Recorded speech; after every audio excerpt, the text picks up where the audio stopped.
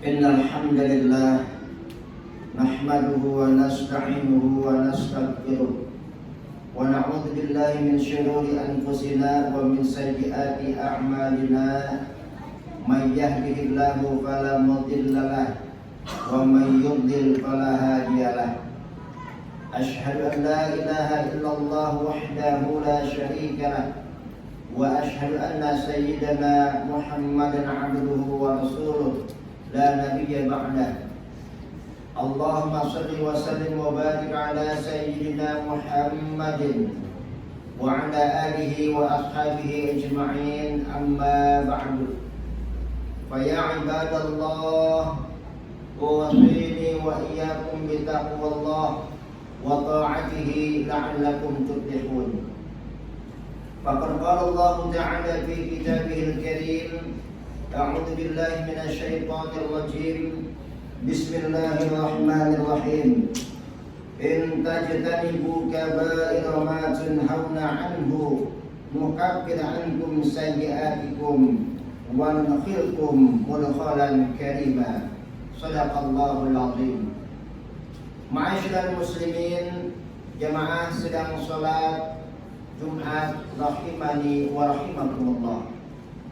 Puji syukur senantiasa kita panjatkan kehadirat Allah Subhanahu wa taala yang telah melimpahkan berbagai macam nikmat, rahmat dan karunia-Nya kepada kita, sehingga pada siang hari ini alhamdulillah kita masih dalam naungan dan lindungan dari Allah Subhanahu wa taala, sehingga kita bisa mengalunkan langkah kaki kita menuju masjid yang kita cintai ini untuk melaksanakan kewajiban kita, yakni ibadah sholat Jumat.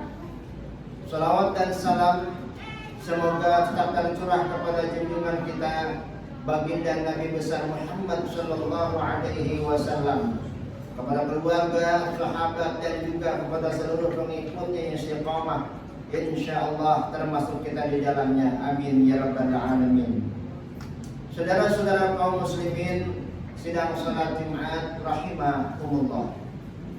Di dalam agama Islam terdapat sejumlah aturan, regulation yang merupakan perintah ataupun juga larangan yang harus kita indahkan dengan sebaik-baiknya.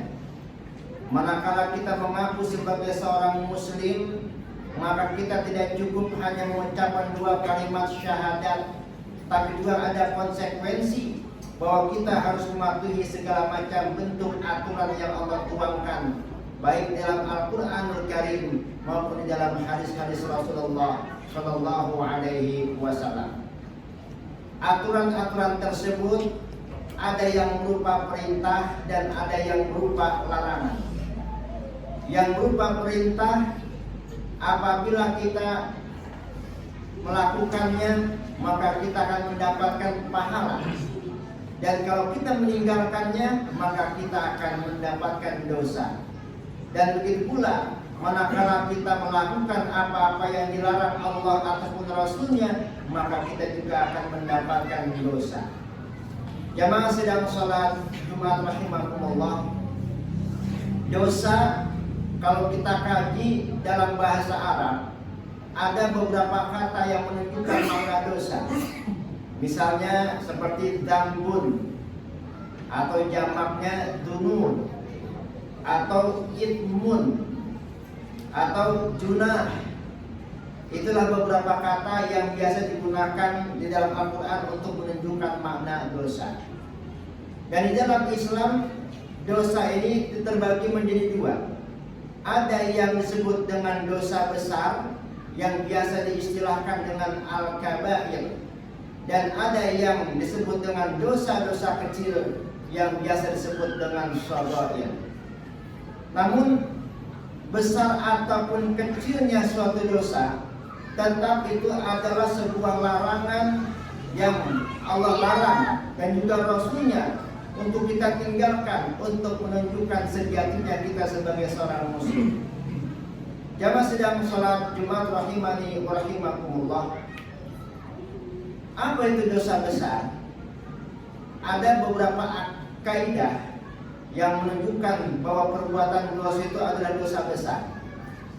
Pertama, dosa dikatakan dosa besar manakala perbuatan dosa itu jelas-jelas disebut perbuatan dosanya di dalam Al-Quran ataupun hadis, dan di situ langsung Allah memberikan ancaman kepada si pelakunya, seperti minuman keras, perbuatan zina, perbuatan syirik, durhaka kepada Allah, makan riba, makan harta anak-anak yatim, makan harta orang lain secara batil, membunuh, menfitnah, mengadu domba dan sebagainya. Jadi apabila perbuatan-perbuatan yang dilarang oleh Allah dalam Al-Quran dan di situ ada ancaman langsung bagi si pelakunya, maka bisa dikategorikan sebagai dosa besar. Atau kaidah lain, dosa besar itu ada perbuatan dosa yang di situ ada hadnya atau ada hukuman yang harus diberikan secara hukum pidana, seperti kisos. Membunuh misalnya harus dibunuh lagi, menciderai juga harus cederai lagi, dan begitu seterusnya. Jadi ada hukuman hadnya, itu juga termasuk dosa besar. Adapun dosa-dosa kecil atau as-shaghair adalah sebuah kesalahan yang kecil yang efeknya barangkali hanya untuk kita saja, tidak merugikan orang lain. Adapun dosa besar umumnya merugikan orang lain. Jamaah sedang salat Jumat rahimani wa rahimakumullah. Sesungguhnya perbuatan dosa besar itu kalau kita mau kaji jumlahnya sangat banyak. Paling tidak ada 70 macam dosa besar. Namun yang akan kita bahas dalam kesempatan khutbah kali ini, dosa-dosa besar yang merupakan induk dari dosa-dosa besar yang lainnya. Saya kutip dalam sebuah hadis, Su'ilan Nabi sallallahu alaihi wasallam 'anil kabair. Nabi pernah ditanya oleh para sahabat tentang dosa-dosa besar. Faqala, maka Nabi menjawab, al-isyraku billah wa aququl walidain wa qatlun nafsi wa qauluz zur. Dosa besar itu Nabi mengatakan pertama adalah menyekutukan Allah. Al-isyraku billah, menyekutukan Allah. Yang kedua, wa aququl walidain, durhaka kepada orang tua. Yang ketiga, wa qatlun nafs, membunuh jiwa. Dan yang keempat, wa qauluz zur, bersumpah palsu atau bersaksi palsu. Mari kita bahas satu persatu. Yang pertama, dosa besar yang merupakan induk dari segala dosa besar adalah al-isyraku billah, menyekutukan Allah. Apa itu menyekutukan Allah? Menyekutukan Allah atau berbuat syirik ini bisa secara langsung menduakan Allah dalam hal penyembahan. Misalnya dia meyakini Allah tapi juga menyembah yang lain, seperti apa yang dilakukan oleh orang-orang kafir jahiliyah dulu, yang percaya dengan Allah tapi dia juga menyembah berhala. Atau dalam konteks kekinian juga bisa jadi dia sembahyang, dia sholat, tapi juga dia minta-minta kepada pohon, minta-minta kepada gunung, minta kepada laut dan sebagainya, mohon keselamatan kepada benda-benda mati. Itu juga merupakan perbuatan syirik, dan syirik semacam ini disebut syirik akbar, syirik besar. Karena syirik yang benar-benar menyekutukan Allah dalam hal penyembahan. Ada bentuk syirik yang lain, syirik kecil misalnya, yaitu perbuatan riya, walaupun ini tidak termasuk dalam masalah akidah ya.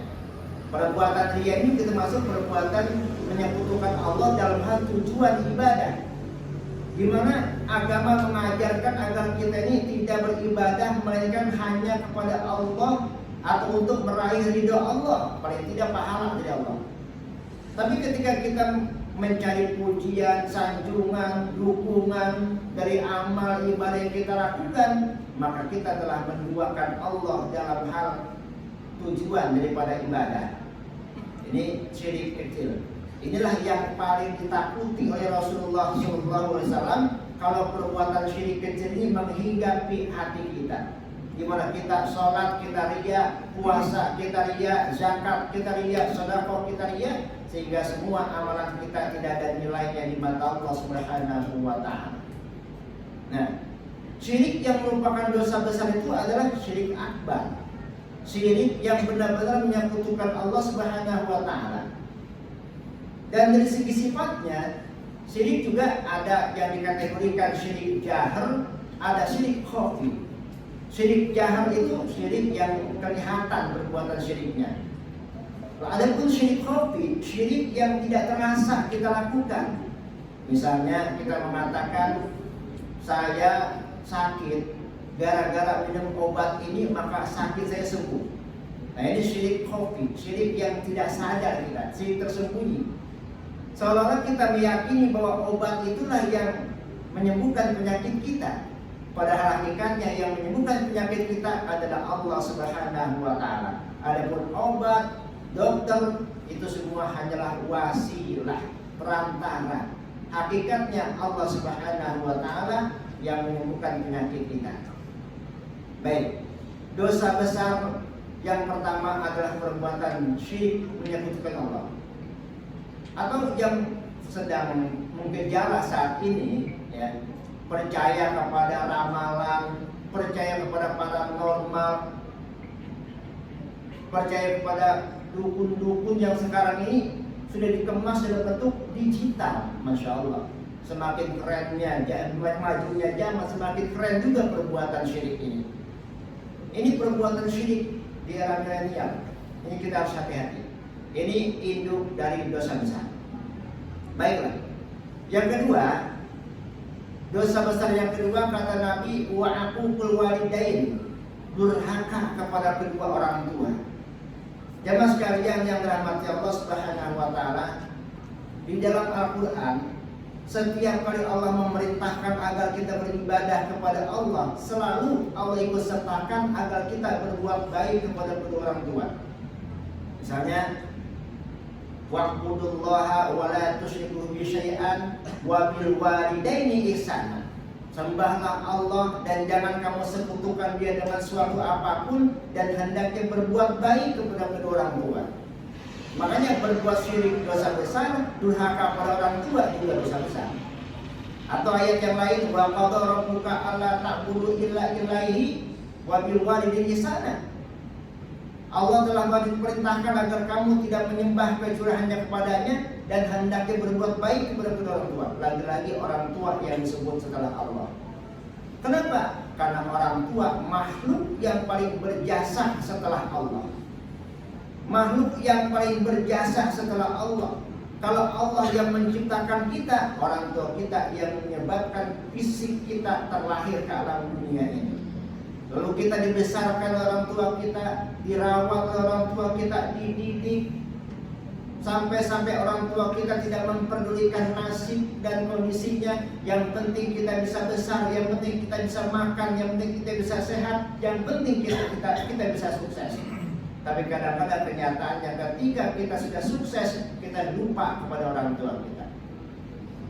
Kita tidak lagi memperhatikan orang tua kita. Bahkan kadang-kadang ada seorang anak laki-laki lebih memperhatikan istrinya ketimbang orang tuanya, ketimbang ibunya kan, ibu kandungnya.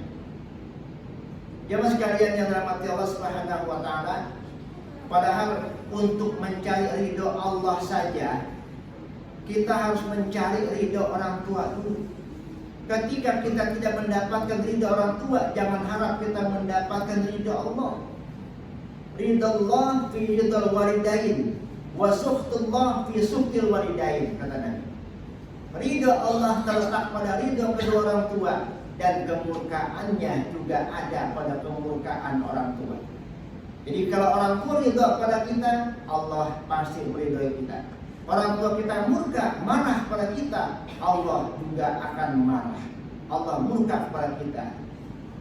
Jemaah sekalian yang berkat Allah Subhanahu wa taala, oleh karena itu agar kita terhindar dari dosa besar berupa durhaka pada orang tua, maka hendaknya mari kita sayangi orang tua kita, terlebih lagi orang tua kita yang masih ada. Andai pun orang tua kita sudah tidak ada pun juga, kita masih diperintahkan untuk berbuat baik dengan cara apa? Dengan cara banyak mendoakan orang tua kita yang sudah tiada agar diampuni oleh Allah dosanya. Kemudian kita sambung silaturahim kepada karib kerabatnya. Kemudian kita bersedekah atas nama orang tua kita. Itu pun juga merupakan birrul walidain setelah orang tua kita sudah tidak ada. Nah, jadi durhaka pada orang tua adalah dosa yang sangat besar. Dosa yang sangat besar yang tingkatannya kedua setelah syirik kepada Allah Subhanahu wa ta'ala. Lalu yang ketiga, wa qatlun nafsi, membunuh jiwa. Baik jiwa orang lain maupun jiwa sendiri. Baik membunuh orang lain maupun bunuh diri. Ini merupakan dosa besar. Kenapa membunuh dikategorikan dosa besar? Karena membunuh merampas hak Allah. Karena yang berhak mengambil nyawa manusia adalah Allah. Hak Allah untuk menghidupkan dan mematikan makhluknya. Ketika kita mematikan orang lain, ketika kita telah mengambil hak Allah.